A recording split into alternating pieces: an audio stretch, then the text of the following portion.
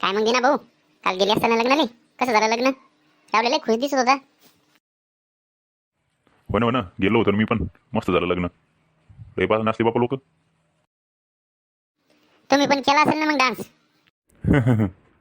आपल्याला कशाचा येतो डान्स? पोरायचे काम आहेत ती. तरी पोरं ओढतच होते. मग हा लाईक नागिन डान्स. बरं झालं बा, झालं एकदाच रावल्याचं लग्न. 2-5 वर्षी झाल्या रावल्या लग्नाला उभा राहत होता, तरी त्याचा मेळ लागला नाही बा. हो ना, लय बेजार झालं रावल्या. तुला सांगू का सम्या, आपल्या गावातलं राजकारण लय बेकार झाले बुवा. पुरीवाले आले की सगळं फिक्स करून जातात आणि फाट्या लोक गेली की फोन करून सांगतात की आम्हाला पोरगं पसंत नाही, की ही चुकली सोयरी. आमच्या कुटातली सोयरी घासली की तुमचे लोक पिन मारतात, आणि तुमच्या कुटातली सोयरी घासली की आमचे लोक पिन मारतात. बरोबर आहे की नाही? या गावातल्या राजकारणामुळं पोरांचा सगळा चुराडा झालाय. हो ना. पहा बरं, मला पण यायचं होतं रावल्याच्या लग्नाले, पण मी आलो असतो तर आमच्याच कुटातल्या लोकांनी मला टेपरलं असतं. नाहीतर मी पण खूप इच्छा होती यायची.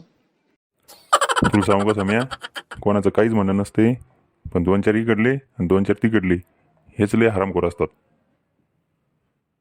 हो ना, 2-4 आमचे 2-4 तुमचे, आहे की नाही? यायला एकदा टाइम लावून आणायला पाहिजे, आहे की नाही? टाईम लावून नाही, हे दुमते करोस तो राहणार पाहिजेत.